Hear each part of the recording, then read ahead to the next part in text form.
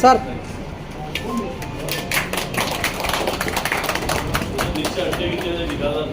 जिंदाबाद जिंदाबाद जिंदाबाद जिंदाबाद नायकत्वम सर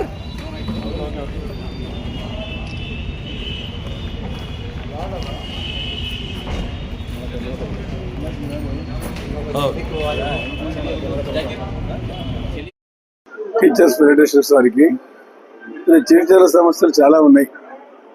గత ప్రభుత్వంలో ఇప్పుడు పోల్చుకుంటే వారికి చేస్తున్న చెప్పాల్సిన అవసరం లేదు. మన జరిగిన ఎన్నికల్లో కూడా టీచర్స్ ఫెడరేషన్ కానీ టీచర్ అసోసియేషన్ కానీ అన్ని అసోసియేషన్లు కూడా తెలుగుదేశం పార్టీకి వెళ్ళినట్టు ఉండి ఇది కూడా గతంలో వాళ్ళు అనుభవించారు. టీచర్లకు ఏ రకంగా చేశారు, టాయిలెట్ దగ్గర కూడా టీచర్లు పెట్టారు.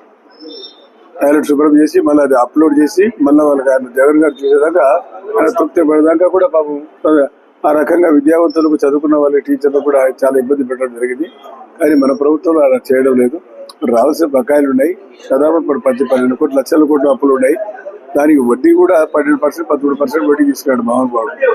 12% అంటే ₹1.10 వడ్డీ ఎక్కడి నుంచి కట్టారమ్మా?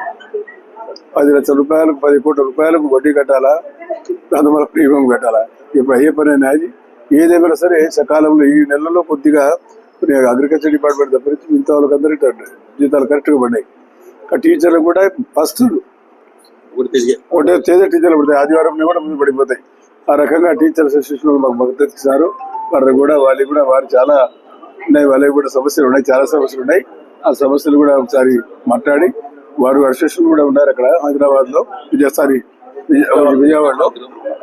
వాళ్ళ ద్వారా ప్రభుత్వాన్ని తెలియజేసి ప్రభుత్వం అన్నటువంటి ప్రభుత్వం మీది ఏ రకంగా నడవాలనుకుంటే మీరు అసలు ఎన్నికల్లో ప్రధాన పాత్ర పోషించేవారు మీరు ఒక 10 మందిని గైడ్ చేయగలుగుతారు, 10 మందికి మీరు తెలియజేస్తారు. ఆ శక్తి మీ దగ్గర ఉంది. ఎందుకంటే మీరు ఎప్పుడు మాట్లాడే విధానం మీ దగ్గర ఉంది. కాబట్టి ఈరోజు డిఎస్సీ చేశారు, డిఎస్సీలో చూసాం, చాలా ధైర్యంగా చేశారు. డిఎస్సీ అమ్మ 16,000 మంది పిల్లలకు 1 టైంలో వాళ్ళ జీతాలు, వాళ్ళు ఎంత సంతోషంగా ఉన్నారంటే పాపం పిల్లలు, ఆడపిల్లలు కూడా పెళ్లి చేసుకుని పిల్లలు ఉన్నారు, 2-3 పిల్లలు ఉన్నారమ్మా. పిల్లలు పిలుచుకొచ్చారు లోకేష్ అక్కడ పిలిపించిన తర్వాత మొత్తం అందరికి పిల్లలు ఉన్నారు. పాపం 49% లేడీస్ వచ్చారు. దాన్ని అప్రిషియేట్ చేయాలా, 1 కాదు 2 కాదు. ఎందుకంటే కుటుంబ బాధ్యత మీరు ఆడపిల్లే తెలుసు, కుటుంబం పోషణ కుటుంబ బాధ్యత తెలుసు. కాబట్టి పాపం పిల్లలు ఉన్నా సరే భర్తను ఒప్పించి భర్త కూడా సహాయం చేసి సహకరిస్తే పాపం ఈరోజు వాళ్ళు మంచి ఉద్యోగాలు చేసుకుంటే ఈరోజు వాళ్ళు బతుకుతారు, వాళ్ళు గడుపుకుంటున్నారు. వాళ్ళకి ముఖ్యంగా అటువంటి తల్లులకు బిడ్డలకు మనం ధన్యవాదాలు చేయాలా. అన్ని కష్టాలు ఉన్నాయి భరించుకొని టీచర్ ఉద్యోగం సంపాదించుకొని ఈరోజు బాగున్నారంటే, మరీ ముఖ్యంగా నేను మైనార్టీలను కూడా ఆశ్చర్యపోయినా. 10%, 11% వచ్చినాను అబోది పాపులేషన్. వాళ్ళు కూడా పాపం ఆడపిల్లలు చూస్తే ఆశ్చర్యపోయినాం. బాగా పీజీలు చదివిన వాళ్ళు ఉన్నారు, ఇంజనీరింగ్ చదివిన వాళ్ళు.